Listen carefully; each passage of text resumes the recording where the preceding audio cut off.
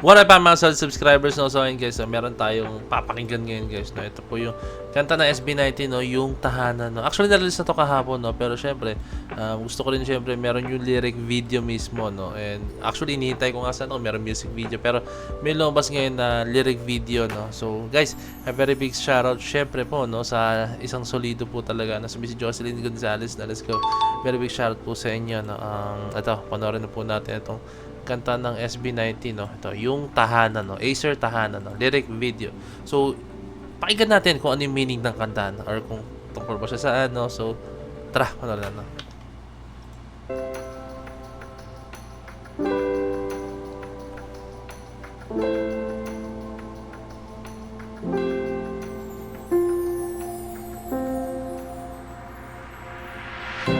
Nais kong marinig ang tinig mong yakap, sa lamig ay pumapawi.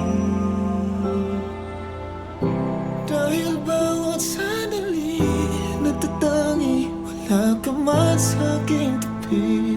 Pagmamahal mo ay palagi unti-unting bumabalik at naalala. Narinig yung bell, no? Literal na pang Christmas song siya, no? Kung dati kahit na lumipas pang ilang taong hindi tayo nagkikita, alam kong magkikita muli. Kahit saan man lahat, di mawawala ang init ng pagmamahalan.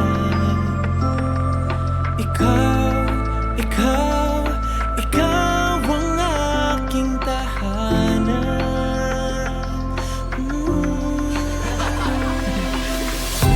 Teka, iyo pala. Diba tayo sa first verse hanggang sa chorus guys, no? So, base sa ating napakinggan, no? It's for someone, no? Na talagang tinitreat nung kung sino man gumawa ng sulat na to, or syempre yung meaning ng kanta, no? Na siya yung tahanan niya, no? Pwedeng family mo, pwedeng loved ones mo, pwedeng parents mo, pwedeng kaibigan mo, no? So marami siya pwedeng i-relate dun guys, no? Kung sino man sa yung taong special someone na yun, no? So kahit ano mangyari, ikaw pa rin yung uuwian niya, ikaw pa rin yung taong pagkakatiwalaan niya, ikaw pa rin yung taong nandyan sa kanya kahit ano man mangyari, no? So tara, pakinggan pa natin yung mga the rest, no? Pero in first part, no, yun yung aking mga obserbasyon. Ang saya-saya kung magkasama, yung bigla-bigla na lang tayong tatawa. Haha, tipong di mapigil kakahawa. So dito parang pasensya na sa pagpo-post ko guys, medyo ninalamdam natin yung every lyrics na. So dito parang I think yung kung sino man yung tinutukoy niya dito, malayo na sa kanya, no? It's either kung parents siya, baka OFW, or kunyari magkaibigan kayo tapos separate ways na, no? Syempre ganun, di ba? May kanya-kanya na kayong buhay, no? Or pwedeng loved ones mo tapos nagkalayo kayo or nag-break kayo, no? May mga ganung klaseng bagay na. Tulungan ako, tawag ka lang pag meron kang problema. Kahit ano pa yan, basta wag lang pera. Kahit ano pa yan, basta wag lang pera, no? Ako guys, medyo minsan yung mga ganyang ano, no? Kahit ako guys, ginagawa ko ganung klaseng banat, no? Tapos, di ba, may kaibigan ka. Kunyari, Peds, pwede mo ba akong tulungan? Tapos sasabihin ko, okay lang, sige, kahit ano pa yan, wag lang pera, no? Biro lang, di ko makakaya ang baliwalain ka.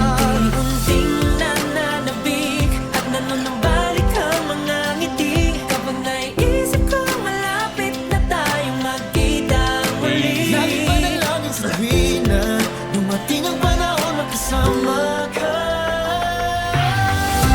Kahit saan man nahan, di mawawala ang init ng pagmamahalan. Ikaw ang tahanan, kahit may pagitan, puso ko'y sa'yo naman. Wala nang ibang kailangan, ikaw ang tahanan. Excuse me. Excuse me. Okay, inubo guys, no? So dito guys, no, I think ang napapansin ko sa second verse, parang yung taong yun, no, syempre na-miss mo siya, no, or nasa ibang lugar siya or what, no, pero may time na darating na magkikita kayo ulit. O pwedeng sa Pasko, no? Syempre, 'di ba?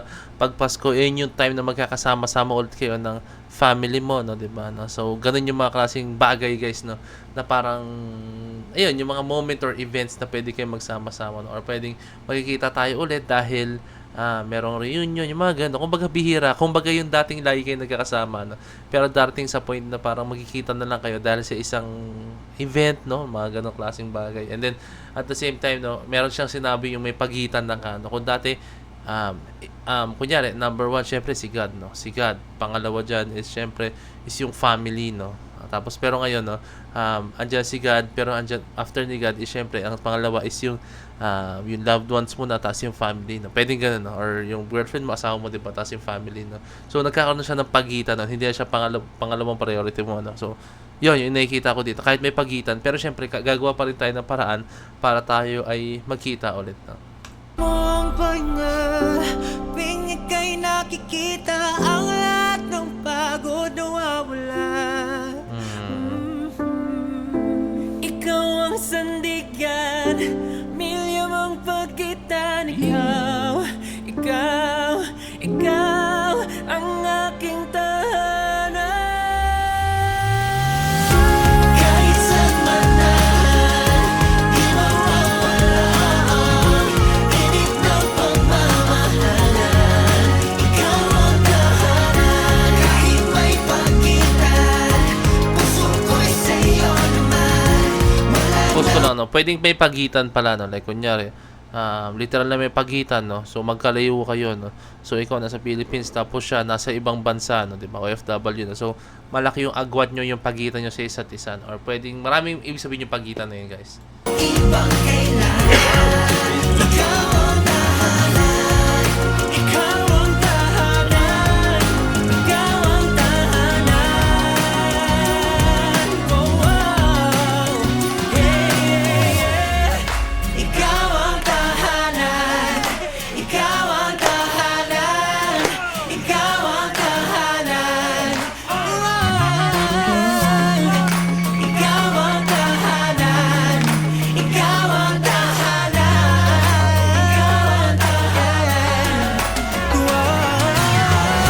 Kahit saan man na, di mawawala ang init ng pagmamahalan. Ikaw ang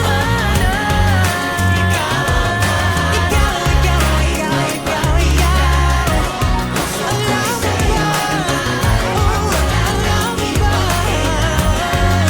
Ikaw ang